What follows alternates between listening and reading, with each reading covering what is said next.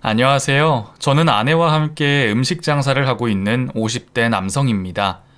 식당 준비하는 시간마다 이곳에서 사연들을 보면서 메일을 보내고 있습니다. 사연 채널을 통해 저와 비슷한 분들의 이야기를 들으면서 저에게도 언젠가는 그 사연들처럼 좋은 날이 왔으면 했습니다. 그러다 최근 제가 진심으로 바래왔던 일이 이루어져서 저도 이렇게 한번 사연을 보내봅니다. 70년대 시골에서 태어난 저에게는 어릴 때부터 같이 자라온 동갑내기 덕평이라는 친구가 있었습니다. 비슷한 시기에 어머님들이 임신을 하시다 보니 저희가 뱃속에 있을 때부터 같이 자라왔다고 볼 수 있었죠. 그렇게 비슷한 시기에 태어난 저희는 자연스럽게 갓난쟁이 때부터 정말 매일 어울리며 세트로 다녔습니다. 제가 살던 곳은 시골이라 무리지어 놀 때면 나이 상관없이 동네 아이들 전부가 같이 어울려 놀았는데 우리는 그 중에서도 꼭 형제처럼 무슨 놀이를 하더라도 같이 짝지어서 다녔죠. 오죽하면 부모님부터 동네 어르신들 모두 저희 둘을 보며 절에 붙어 다녀서 장가는 가겠냐고 하실 정도였으니까요. 그렇게 마음 맞는 친구와 함께 행복했던 유년기를 지나 저희는 중학교에 들어가 사춘기를 보내게 됐습니다. 중학교는 멀리 읍내에 있다 보니 저희는 늘 버스를 타고 등교를 했었는데 시골이라 버스가 자주 오는 것도 아니었죠. 그래서 한번 차를 놓치면 어쩔 수 없이 먼 길을 걸어서 가야 하는 상황인데 서로를 기다리다가 하나가 늦어서 버스를 놓치게 되더라도 저희는 혼자 학교 갈 생각을 안 했습니다. 걸어가는 한이 있더라도 함께 등교하는 것이 저희의 의리이자 암묵적인 약속이었으니까요. 그렇게 의리로 모든 것을 공유하던 저희가 고등학교를 졸업할 때쯤 우리는 이 시골을 떠나 무조건 도시로 가서 일해야 한다고 생각했습니다. 야, 준경아, 저번 명절에 동식이 형 봤냐? 이 깡촌 떠난 지 3년 만에 야, 사람이 완전 달라졌어. 그 촌발 날리던 형이 도시 사람 티가 나잖아. 야, 돈도 엄청 잘 번다고 그러더라. 야, 시골에서 농사 지어서는 그런 돈 못 만지지. 야, 그러니까 우리도 졸업하면 바로 도시로 가야 되는 거야. 야, 나도 도시로 가고 싶은데 근데 막상 갈라니까 아는 사람도 없고 그리고 우리가 거기까지 올라가서 뭔 일을 하냐? 어이구, 네가 이러니까 촌놈 소리 듣지. 남들은 뭐 있어서 도시 가냐? 가니까 뭐가 있는 거지. 우선은 한 달치 방세만 있으면 돼. 어차피 도시 가면 일자리는 널렸다니까. 내가 동식이 할 일은 많아. 그러니까 우리는 일단 도시를 가면 돼. 그리고 우리는 둘이니까 방세 아끼기도 쉽고 자리 잡기도 쉽지. 저와 비슷한 시대를 사신 분들은 이해가 가시겠지만 당시 시골이랑 도시는 비교가 되지 않을 정도로 격차가 심했습니다. 아니, 애초에 도시는커녕 읍과 리만 해도 차이가 났으니 말이죠. 지금은 여러 매체로 사람들이 세상을 인지하는 게 비슷비슷하지만 당시에는 직접 겪지 않고는 모를 일들 투성이다 보니 어쩔 수 없이 생각과 생활 방식마저 차이가 클 수밖에 없었습니다. 그러다 보니 시골 촌구석 출신이던 저희는 먼저 고향을 떠나 성공한 모습으로 귀향하는 사람들 보며 도시에 대한 무조건적 동경이 있었죠. 그렇다고 대학 갈 만큼 머리가 좋지도 못했고 이 시골 구석에 있다간 나도 아버지처럼 농사꾼밖에 안 되겠다고 생각했던 저와 덕평이는 고등학교를 졸업하자 정말 딱 한 달치 방세 정도만을 손에 들고 아무 연고도 없는 도시로 올라가게 됐죠. 올라가자마자 저희는 여관의 방을 잡고 곧바로 일자리를 구하러 다녔습니다. 역시 큰 도시라서 그런지 전봇대며 벽보, 게시판까지 사람을 구한다는 글이 엄청나게 많았습니다. 게다가 힘 좋은 젊은 남자 직원들을 구하는 곳이 많았던 덕분에 저희는 큰 어려움 없이 빨리 일을 시작할 수 있었습니다. 그때는 정말 사회 모두가 형편이 어려웠고 그래서 더 열심히 살던 시절인지라 저와 덕평이도 둘이 같이 몇 푼 안 되는 돈을 모으는 데만 열중했습니다. 오로지 돈만 보고 몸이 부서져라 일을 했었죠. 그래도 혼자였음, 아플 때나 외로울 때 버티기 힘들었을 텐데 같이 올라온 고향 친구 덕에 서로를 의지하며 그렇게 고된 타향살이를 견뎌냈습니다. 몇 년을 그렇게 아끼고 돈만 벌고 살다 보니 어느새 우리가 생각하기에 제법 큰 돈이 모였고 그제서야 새로운 일을 해볼 자신이 생겼습니다. 외향적인 성격의 덕평이는 고향에서도 마당발로 유명했는데 도시에 와서도 다름없이 여기저기 여러 사람들과 잘 어울리고 다녔고 어떻게 알게 됐는지 중고차 사업을 하던 분을 만난 뒤로 자기도 그런 사업을 해보고 싶어 했습니다. 사람 좋아하는 그 친구와 잘 어울리는 일이었어요. 하지만 저는 덕평이만큼 재주가 좋지 않은 탓에 그런 큰 꿈을 꾸지는 못했습니다. 그래서 그 당시 저는 제가 늙을 때까지 걱정 없이 일할 수 있는 평생 직장이 뭐가 있을까 하며 안정적인 직업을 고민하던 중이었죠.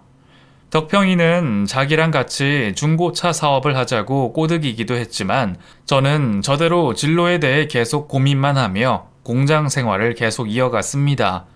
길을 가다가 누구를 보면 저 아저씨는 뭐 해 먹고 사실까 궁금했고 평생 밥 굶지 않고 사는 직업이 있을까 더욱 고민스러웠습니다.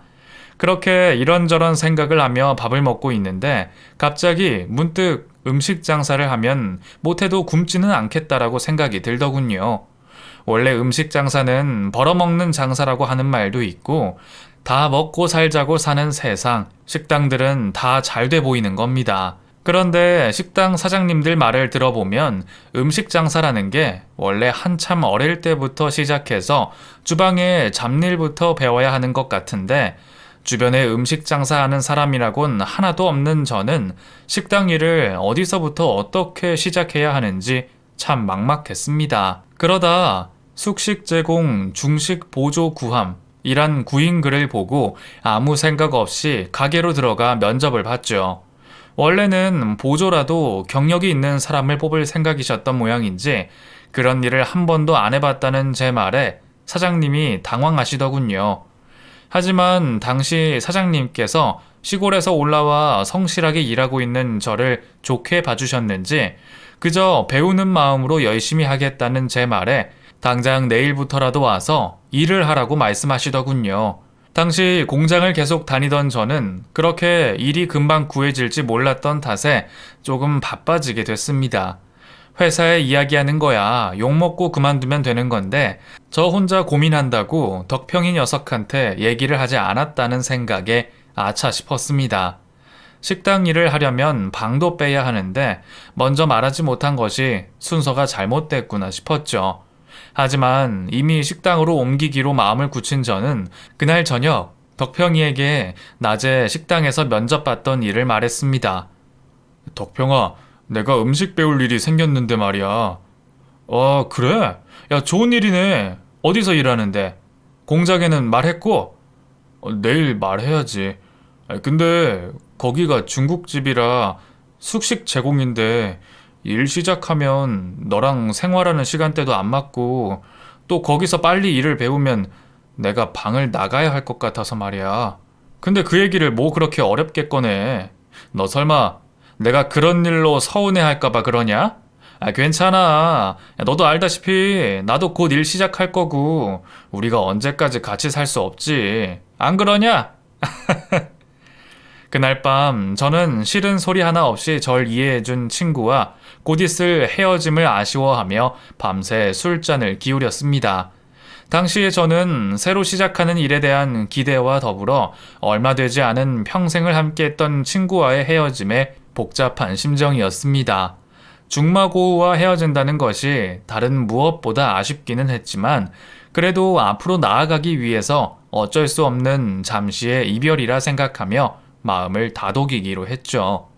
그 뒤로 그렇게 시작하게 된 주방 일은 정말 눈코 뜰 새 없이 바빴습니다. 제 머릿속에 있던 주방 일은 현란한 칼질이나 불 쓰는 일이었는데 말단 주방 보조였던 제가 하는 일은 설거지와 쓰레기 정리, 청소 등등 가장 하찮은 일들이었죠. 뭐 어디든 시작이라는 게 있는 법이지만 뭘 몰랐던 저는 내심 김이 새기도 했습니다. 사장님은 청소가 기본 중에 기본이라며 양파 깎는 일도 쉽게 시키지 않으셨어요. 흔히 칼판이라고 말하는 재료를 다듬는 일은 그런 잡일을 한참을 하고 난 뒤에나 시작하게 됐죠. 주방 한켠에서 설거지를 하며 선배들 칼질하는 걸 곁눈질로 배웠지만 이게 또 막상 하려니 쉽지가 않았습니다. 요리라곤 해본 적 없는 제가 처음 해보는 칼질을 하려니 손에 익지가 않아 매번 칼에 베이고 쓸리고 몇 달간은 손에 반창고 떨어지는 날이 없었네요. 그렇게 제가 몸 성한 날 없이 고되게 주방의 일을 배우고 있을 때 제 친구 덕평이는 중고차 시장 일을 잘 해내고 있었습니다. 시작하자마자 계약을 따냈다면서 제게 연락이 왔더군요. 아니, 사실 그 친구는 그게 아니라 다른 무슨 사업을 해도 잘할 사람이었어요. 그렇게 친구와 몸은 멀어졌지만 저희는 여전히 가까이 지냈습니다.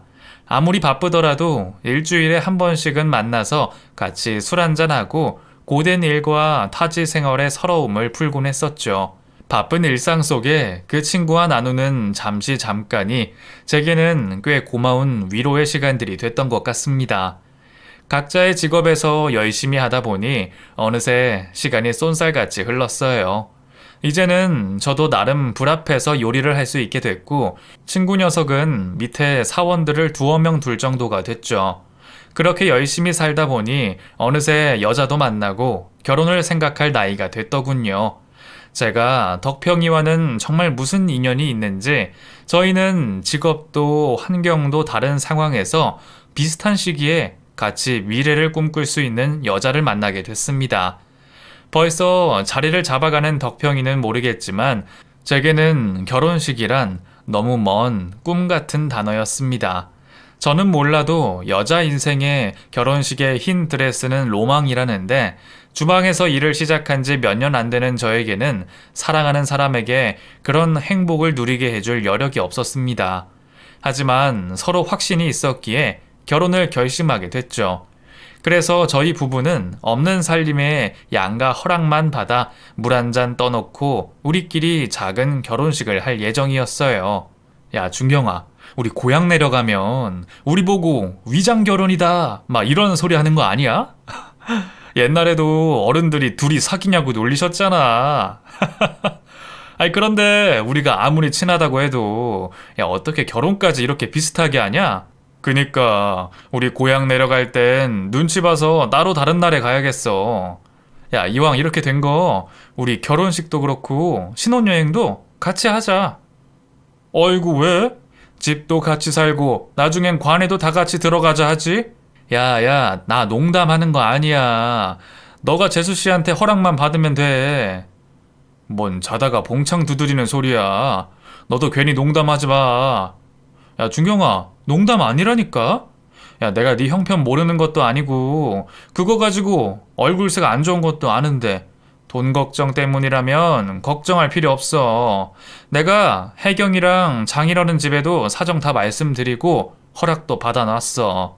네 의사는 필요 없고 재수씨 허락만 받아와. 뭐? 너 진짜 왜 그래? 야 결혼식이 한두 푼도 아니고. 30년 지기 그 친구는 정말 제 마음속에라도 들어갔다 왔는지 결혼식으로 고민하던 제 마음을 알고 합동 결혼식을 이야기했어요.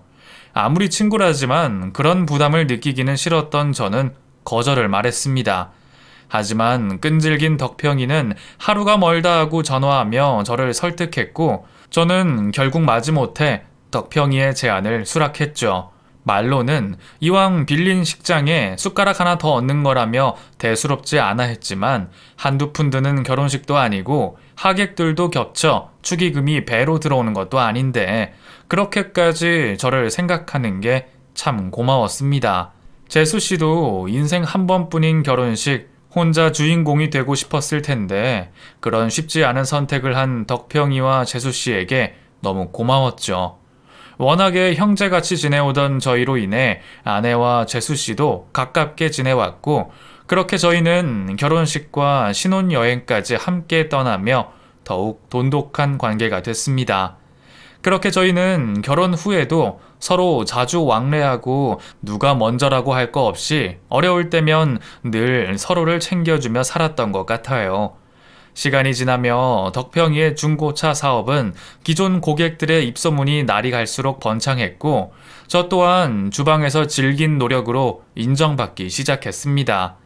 그렇게 순리에 맞게 지내던 저에게 고민이 하나 있었습니다. 결혼 후 우리 부부에겐 어쩐 일인지 아이가 생기지 않았습니다.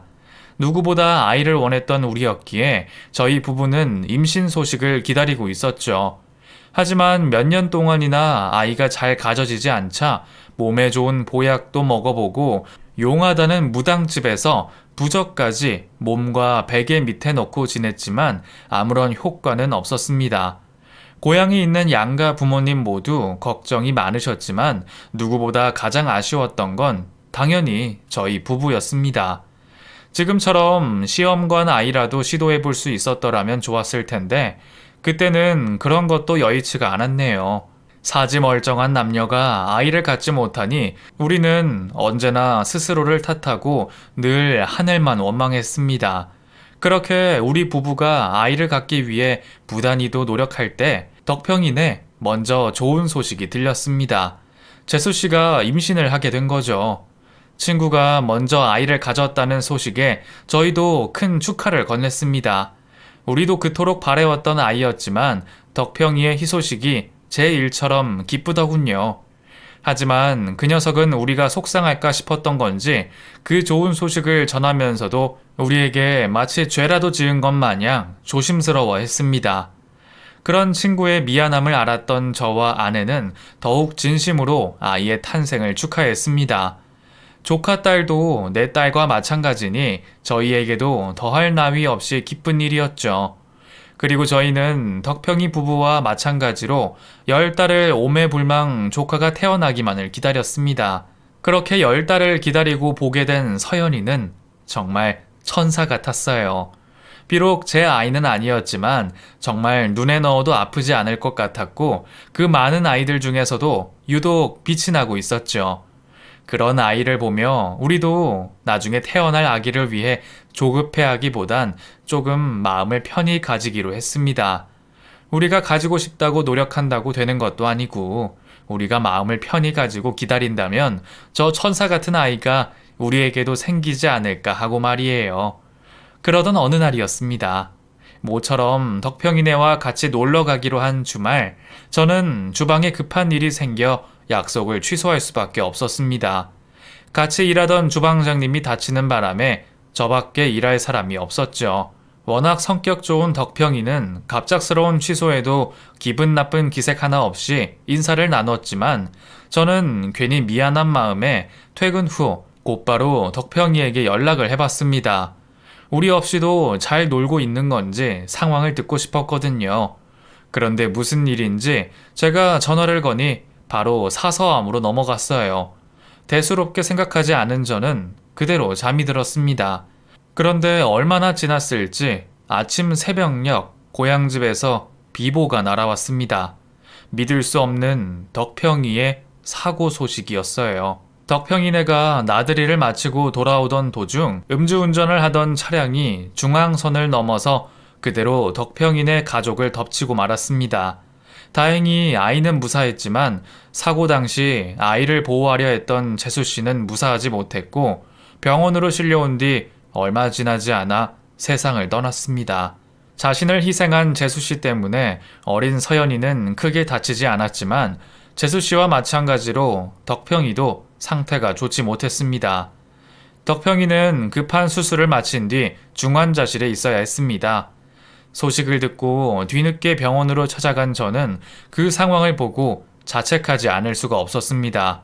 내가 약속을 취소하지 않고 나갔다면 그 가족들에게 이런 사고가 있었지 않았을 거란 생각에 모든 것이 내 탓이라는 생각만 들더군요. 하지만 계속 슬퍼하고 있을 수만은 없었습니다. 상황도 모르고 엄마와 아빠를 찾고 있는 서연이를 보니 제가 정신을 차려야만 했어요.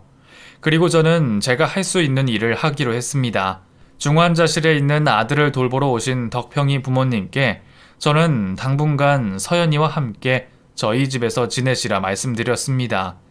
그리고 다른 가게에서 일을 하던 아내는 그날로 일을 그만두고 덕평이 부모님과 함께 덕평이와 서연이를 교대로 돌봐왔고, 저도 틈날 때마다 병원으로, 집으로 가서 일을 거들곤 했습니다. 제가 자책을 느끼는 만큼 덕평이도 누구보다 자신을 탓하고 있을 것을 알기에 저는 덕평이에게 조금이라도 힘이 되고 싶었습니다. 시간이 흘러 점차 회복한 덕평이는 다시 일상으로 빠르게 적응해 나갔지만, 사실 남자 혼자 딸아이를 키운다는 게 여간 쉽지 않아 보였습니다. 저와 아내 또한 그런 부분을 충분히 예상하고 있기에 옆에서 힘이 돼주기로 했죠. 덕평이도 그런 우리를 고마워하며 아예 저희 집 근처로 이사를 와서 저희는 더 가깝게 지낼 수 있었습니다. 저는 덕평이가 부담을 느끼지 않기를 바랬습니다. 아이가 없던 우리에게 딸같이 생각하던 서연이와의 시간은 너무나도 행복한 시간이었으니까요. 그렇게 몇 년 동안 저와 아내, 그리고 덕평이와 서연이는 한 가족처럼 행복하게 지냈고, 그 사이에 저는 이전 가게 사장님의 배려로 아내와 같이 꾸릴 수 있는 작은 가게를 차리게 됐습니다. 그 시간 동안 여태 바라던 아이는 없었지만 서연이 덕분인지 저희는 그런 생각이 나지 않을 정도로 행복한 시간을 보내고 있었습니다. 다만 덕평이가 병에 걸렸다는 소식을 듣기 전까지는요, 유난히 굳은 얼굴로 저에게 가게를 마치고 오랜만에 술 한잔 하자는 덕평이를 보니 필시 좋지 않은 일이겠다는 예상은 했지만 설마 그런 소식을 듣게 될 줄은 몰랐습니다. 그 젊은 나이에 암이라곤 생각하지 못했겠죠. 야, 무슨 안 좋은 일이 있어서 그렇게 죽상을 하고 있어. 말해봐. 형님이 다 들어줄 테니까. 준경아, 야, 세상이 나를 참 가만히 두질 않는다. 사고로 혜경이 잃고 이제 겨우 마음 다잡고 지낸다 생각했는데 이제는 나보고 병이 있단다. 췌장암이란다. 나 곧 죽는데. 그 말을 끝으로 흐느끼며 울고 있는 친구에게 저는 뭐라 말 한마디 건넬 수가 없었습니다. 하늘도 어떻게 이러실 수가 있는지 덕평이한테 소중한 사람을 잃게 하시고 또 이렇게 불행을 주시다니요. 암 판정 받고 서연이 생각밖에 안 나더라. 걔는 무슨 잘못이 있다고 엄마 잃고 이렇게 천의 고아가 되는 거냐고. 그래서 말인데 너한테 서연이 부탁 좀 한다. 내가 형제가 있냐. 그렇다고 고향에 계신 나이 드신 부모님에게 맡길 수도 없고, 아무리 생각해도 나만큼 서연이를 아껴줄 사람은 너밖에 없어. 우리 서연이가 독립할 때까지만 부탁할게, 친구야. 야, 너 무슨 나약한 소리야. 어떻게든 살 생각을 해야지.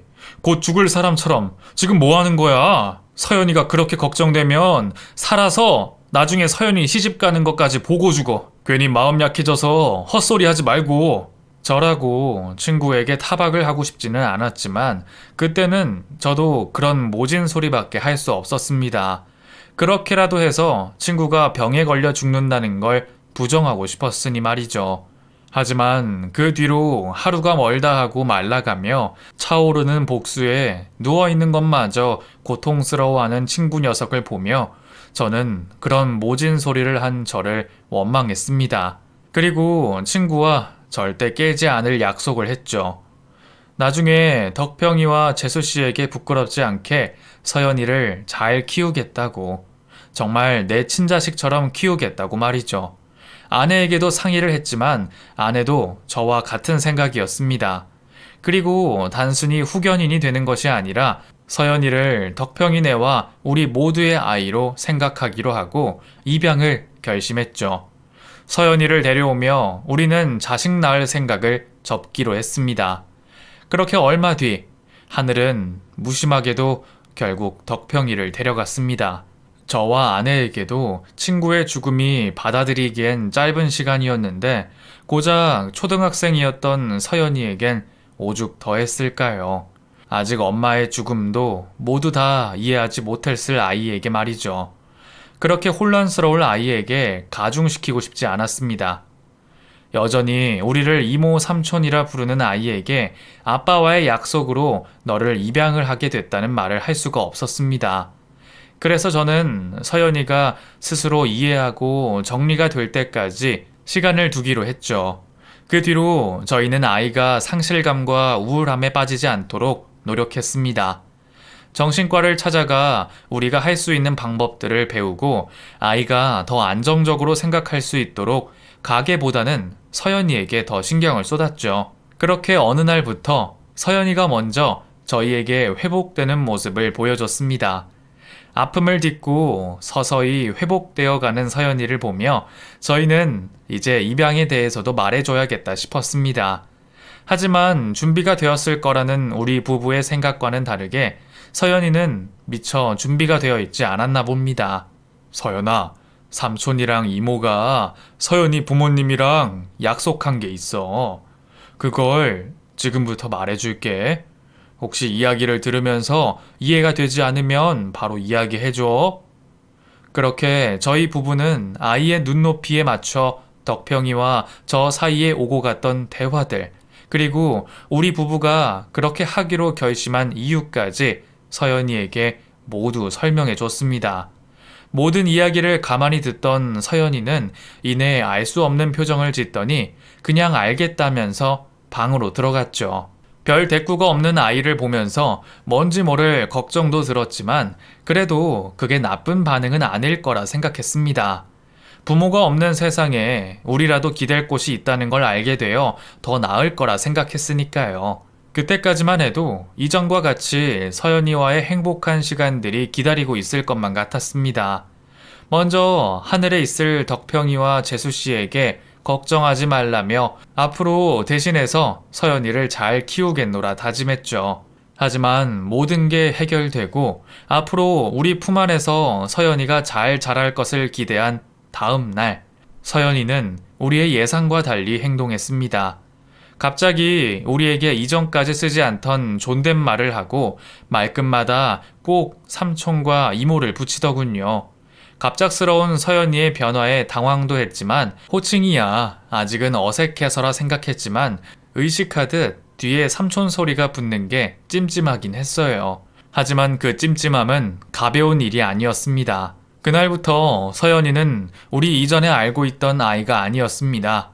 그 뒤로 우리에겐 웃는 얼굴 한번 보여주지 않고 혼자 있을 때와 달리 우리가 있으면 감정을 보여주지 않았어요. 혼자 TV를 보며 웃고 있다가도 우리가 들어가면 마치 아무 일 없다는 듯이 무표정하게 방으로 들어가곤 했죠. 서연이가 달라지고 있는 걸 우리 부부가 모두 느꼈을 때는 이미 너무 달라진 서연이가 있었습니다. 우릴 마치 남처럼 대하는 서연이를 보며 저희는 당황스러울 수밖에 없었습니다. 이해하는데 시간이 필요할 거라 생각했지만 입양과 부모라는 얘기에 그렇게까지 반감을 가질지는 몰랐습니다. 전혀 예상하지 못한 결과에 우리는 뒤늦게 아동 심리 상담을 받아봤고 그제라도 관계를 회복하려고 노력했습니다.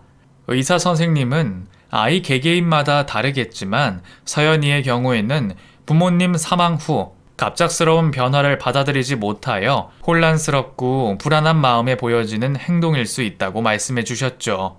그 어린 아이에게 우리가 미처 헤아리지 못할 만큼의 슬픔을 우리가 너무 쉽게 보듬으려고 했구나라는 생각에 저는 너무 미안해서 가슴이 미어져 왔습니다. 그 뒤로 더욱 관심을 쏟으며 정신과와 아동심리 선생님들의 조언을 들어가며 서연이를 치료하려고 부단히 애썼지만 들이는 노력에 비하면 딱히 드라마틱한 변화는 없었습니다. 시간이 지나면 상황을 받아들이고 좋아진다던 전문가의 말과 달리 중학교에 올라가 사춘기를 맞은 서연이는 관계를 회복하고자 노력하는 우리의 행동과 애정이 더 불편했는지 갑자기 밖으로 나다니기 시작했습니다. 처음에는 이유 없이 늦어지는 귀가 시간이 시작이었습니다. 아이를 길러본 적도 없던 우리는 서연이를 내 자식처럼 사랑했지만 그런 상황을 어떻게 다루어야 하는지는 알지 못했습니다. 그렇다고 매를 들 수는 없고 처음에는 무조건 대화로 풀어야 한다고 생각했었죠. 서연아, 시간이 몇 시인데 이제 들어오니? 삼촌이랑 이모가 계속 걱정했잖아. 전화는 받지도 않고 학교에서 무슨 일이 있었어? 그냥 친구들이랑 앞에서 놀았어요. 그래, 친구들이랑 노는 것도 좋고 밖에 있는 것도 괜찮은데 다음부터는 걱정하니까 전화 받거나 미리 문자라도 연락을 줘라. 매번 눈도 마주치지 않고 빨리 자리를 피하고 싶어 하는 아이를 보며 답답한 생각이 들기도 하고, 한편으로는 또 우리가 뭘 잘못했나 이유를 알고 싶었습니다. 그래도 애가 무슨 잘못이겠냐는 생각에 아이가 대답 없는 이유를 항상 제 탓으로 생각했죠. 그렇게 방황하는 서연이를 보면서 저와 아내가 매일같이 애만 태우던 중 어느 날 아이가 밤 10시가 넘어가도 집으로 돌아오지 않는 겁니다. 아무리 늦어도 10시 전까지는 들어오던 아이인데 역시나 핸드폰은 아무런 응답이 없었고 우리 부부의 머릿속에는 안 좋은 생각만 가득했습니다. 저희는 아이를 찾아 나섰습니다. 아내는 학교 친구들에게 전화를 돌리고 저는 경찰서로 달려가 아이를 찾아달라 했습니다. 경찰관이 단순 가출이라는 얘기에 저는 처음으로 경찰 멱살을 잡아보기도 하고 우리 아이는 그러지 않는다며 애걸복걸도 해봤지만 순찰하며 한번 찾아보겠다는 무관심한 답변밖에 듣지 못했습니다. 그렇게 저는 인근 놀이터부터 동네 번화가까지 밤새워서 아이를 찾아 돌아다녔습니다. 그러는 사이 언제 시간이 그렇게 지났는지 날이 밝아오기 시작했고 제가 날이 밝았음을 알았을 때는 저는 정말 서연이에게 무슨 일이 생겼구나 싶어 눈물이 쏟아졌습니다. 그렇게 주저앉아 탄식하던 그때 아내에게 연락이 왔습니다. 서연이가 집에 들어왔다는 말이죠. 집으로 뛰어들어가 아무렇지 않은 서연이를 보고 나서야 저는 내내 졸이던 마음이 놓이며 안심이 됐죠. 서연아, 대체 어디 갔었어? 삼촌이 놀라서 밤새 찾아다녔잖아. 어디 다친 데는 없는 거지? 친구 집에 있었대요. 내가 다 이야기했으니까 서연이 그냥 자게 놔둬요. 당신도 가게 나가기 전에 눈도 좀 붙이고요. 아, 그랬구나. 그래, 피곤하겠다. 들어가서 자렴. 진짜 부모도 아니면서 괜히 걱정한 척은. 아이의 나지막한 혼잣말에 저는 제 본심과 다르게 목소리가 커졌습니다. 뭐? 뭐라고 했어, 이서연? 걱정한 척? 너는 지금 삼촌이랑 이모 모습 보고도 그런 말이 나오니? 우리가 너한테 무슨 일이 생겼을까봐 얼마나 걱정한 줄 알아? 밤새 너 찾는 동안 속으로 아무 일도 없을 거라 수천만 번도 더 넘게 부탁했어. 삼촌이랑 이모가 손 내밀면 그냥 좀 못 이기는 척이라도 따라와 주면 안 되니? 아니, 따라오지 못할 망정 그런 소리나 하는 거야? 왜 그래 당신? 서연이도 놀라서 그런 거지. 당신 얼른 들어가서 자. 지금 예민해서 그래. 내가 지금 우리 좋자고 이러는 거야? 근데 어떻게 저런 말을 해? 더 할 말 없는 거죠? 그럼 들어갈게요. 그렇게 서연이는 제가 하는 말이 세상 귀찮은 듯이 문을 닫고 방으로 들어갔습니다. 문 닫는 소리에 제 가슴이 무너지는 듯이 아파왔습니다. 그리고 저를 제외한 아내, 서연이, 덕평이, 재수씨까지 모두에게 미안하고 죄스러웠어요.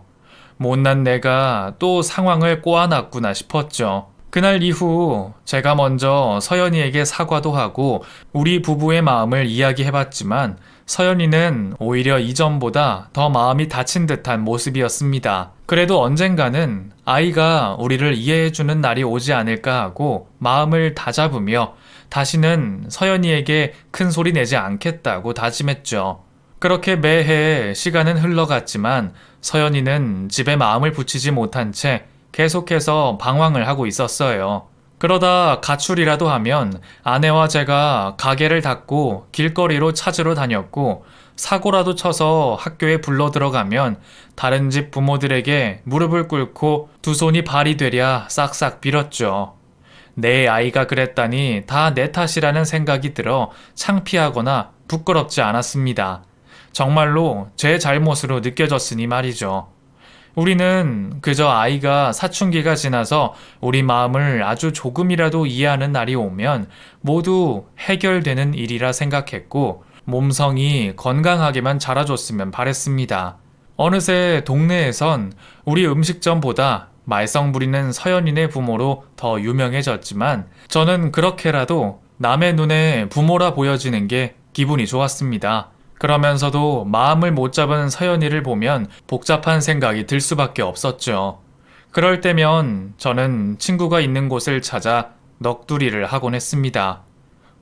덕평아, 나 왔다. 거긴 어째 여기보다 살기 편한가? 꿈에서도 나올 생각을 안 하네. 그래, 나한테 올 시간 있으면 우리 서연이한테 자주 나와라. 걔가 아직도 마음이 아픈가 봐. 그런데 내가 잘 보듬지도 못하고 맨날 못해줘서 미안하네. 내가 못나서 너한테도 재수 씨한테도 서연이한테도 다 미안하다 친구야. 이런 소리는 애엄마 앞에서는 못했기에 가끔 그렇게 친구 앞에서라도 울며 이야기하면 마음이 한결 나아졌거든요. 가끔씩 그렇게 친구를 찾아 털어놓고 가면 다시 마음이 잡아지곤 했으니까요. 그래도 저희의 노력이 영 쓸모없지는 않았는지 고등학교를 올라간 서연이에게도 한 번의 긍정적인 변화가 있었습니다. 그간 어울리던 친구들과는 거리를 두고 어느 날부터 공부에 매진하는 모습과 조금 누그러진 모습을 보여줬거든요. 건강하게만 자라줘도 바랄 게 없다 싶었는데 부모 마음이 그렇지 않은지 우리에게 한 발자국 가까워지고 공부도 열심히 하려는 서연이를 보니 저는 하루 종일 콧노래가 나오고 매일이 행복하더군요. 그런데 그런 아이의 작은 변화에 신이 나고 있던 우리에게 갑자기 코로나라는 재앙이 다가왔습니다. 조류 독감이나 사스처럼 잠시면 될 줄 알았던 사태가 몇 년 동안 온 국민들을 괴롭히더군요. 처음에는 그나마 영업으로 근근히 버텨왔던 저희도 자꾸만 길어지는 위기에 점점 어려움을 느낄 수밖에 없었습니다. 결국 저는 생활비를 벌기 위해 잠시 영업을 그만두고 일용직 일을 나가기로 했습니다. 서연이에게 드는 비용 말고도 임대료와 생활비 등으로 빠듯했던 저에겐 어쩔 수 없는 선택이었죠. 그렇게 오전에는 배달 일을 하고 야간에는 물류센터 일용직을 했습니다. 상황은 점점 좋지 않았지만 아이는 아무것도 모르기를 바랐습니다. 열심히 하고 있는 아이를 최대한으로 지원해주고 싶었어요. 그래서 하지도 않고 있는 가게가 잘 돼서 이전한다는 허풍을 떨며 아이가 안심하고 공부만 할 수 있도록 했죠. 그렇게 시간이 흘러 아이가 수능을 보는 날이 됐고 알아서 내신 관리도 잘하던 서연이는 원하는 대학에 합격했습니다. 조촐하게 축하라도 해주려는 우리의 조심스러운 권유에 아이는 고맙게 거부하지 않았습니다. 고마운 마음에 축하를 해주며 눈물이 나려는 걸 간신히 참아냈죠. 아이는 어색하고 힘들겠지만 우리에게 점점 다가와주고 있었어요. 작은 발자국이었지만 조금씩 가까워지고 있음에 아이에게 감사했죠. 그렇게 딸아이가 대학을 입학한 지도 1년, 20살이 된 날 우리는 딸 아이와 친구의 한 가지 더 약속을 지키기 위해 은행을 찾아갔습니다. 친구가 생전 저와 상의하며 서연이가 성인이 되는 해에 친구의 재산을 상속받을 수 있게 유언 신탁을 맡겼거든요. 친구 녀석은 우리를 믿으며 그 돈이 자신의 아이를 키워줄 보답이라 말했지만 저는 당치도 않다고 생각했기에 애초에 그 돈을 건들 생각도 하지도 않고 있었습니다. 그저 제가 아이 대신 잘 보관하고 있다가 아이에게 고스란히 돌려줘야겠다고 생각했죠. 어린 나이에 너무 큰 아픔을 겪은 아이가 조금은 순탄한 삶을 살길 바랬어요. 그런데 갑작스레 아이가 우리에게 가지고 있던 통장 모두를 우리에게 내미는 겁니다. 사실은 어릴 때 아빠가 죽고 저를 거둔 게 돈 때문이라 생각했어요. 처음엔 어색하기도 하고 이모 삼촌도 엄마 아빠처럼 사라질까봐 겁나서 거리를 뒀는데 중학교 때 제 이름으로 나오는 돈이 있다는 서류를 보게 됐어요. 그걸 보고 저는 결국은 돈 때문에 내가 이 집에 있는구나 싶었어요.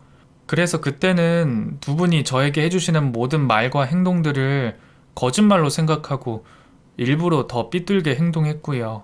그러다가 아빠 납골당에 가서 이야기하시는 걸 몇 번 듣게 됐어요. 저 때문에 힘들어하는 삼촌 보고 제가 오해한 게 아닐까 싶었어요. 그때부터 조금 마음 열게 됐고 저에게 한결같은 모습을 보고 지금까지 제가 잘못 생각했구나 싶었어요. 그런데 너무 오랫동안 혼자 오해해서 그런지 마음처럼 다가가는 게 잘 되지 않더라고요. 계속 표현도 못하게 되고 그래서 오늘 처음으로 아빠랑 엄마께 딸로서 조금은 도움이 되고 싶었어요. 저 가게 닫은 거 알아요. 이 돈으로 우리 가게 다시 열어요. 엄마, 아빠. 뭐라고? 다시 한번 말해줄래? 아빠, 엄마께 도움이 되고 싶었다고요. 아빠라고 했니? 아빠라고? 어머, 여보, 내가 들은 게 맞지? 서연이가 아빠, 엄마라고 한 게 맞지? 서연이를 내 딸로 생각하고 키우면서 감히 바라지 않았던 아빠, 엄마라는 그 단어를 듣자 우리는 감격하여 기쁨의 눈물을 흘릴 수밖에 없었어요. 그때는 우리가 정말 이 세상에서 가장 행복한 부모가 된 듯 했죠. 그렇게 서로의 마음을 알게 된 저희는 한참 동안 오해를 풀며 이야기를 나눴습니다. 하지만 서연이의 마음과 별개로 저는 그 돈을 받을 수가 없었어요. 그 돈은 처음부터 서연이를 위한 돈이었고 저희는 그걸 한 번도 가져볼 생각을 하지 못했으니까요. 아니에요, 아빠. 저도 정확히는 모르지만 아빠가 얼마나 지금 힘드신지 알아요. 저랑 우리 가족 때문에 아빠가 생계를 걱정하셔야 한다는 것도 잘 알고요. 저 때문이 더 크시겠죠. 그런데 만약에 아빠 엄마가 없었다면, 아니, 저에게 그만큼 애정을 주지 않으셨다면 저는 지금 어디서 뭘 하고 있을지 몰라도 지금의 저는 없을 거예요. 그러니까 그게 감사해서 이걸 드리고 싶어요. 이건 지금까지 절 키워주신 값이고 평생 제가 눌러 앉을 월세라 생각해 주세요. 이거라도 받아주셔야 제가 좀 마음이 편할 것 같아요. 이걸로 얼른 가게 다시 꾸리셔서 우리 더 행복하게 지내요. 우리의 거절에도 아이는 억지로 통장을 품에 넣어줬고 우리는 아이의 고집을 못 이기는 척 끝내 그 마음을 받기로 했습니다. 물론 지금 잠시의 어려움을 위해 빌려다 쓰고 다시 열심히 일해 꼭 돌려줘야 할 돈이죠. 그 돈으로 우리 서연이 대학 등록금도 내고 시집도 보내야 하니 말입니다. 그런 생각 덕분인지 이제부턴 제가 해왔던 그 어떤 때보다 더욱 열심히 노력해서 더 맛있는 음식을 만들어야 한다고 생각합니다. 그래도 이제는 이전보다 한결 쉬울 것 같네요. 우리 부부를 이토록 응원해주는 딸아이가 있으니 말입니다. 그렇게 20살이 된 아이에게 듣게 된 진심으로 우리 부부에게 기적과 같은 일이 벌어지고 저희는 다시 가게를 열게 됐습니다. 그리고 노력 덕분인지 지금은 가게도 꾸준히 잘 되고 있고요. 여러분들도 믿고 의지할 수 있는 가족들을 살펴보며 계속 힘내시길 바랍니다. 감사합니다.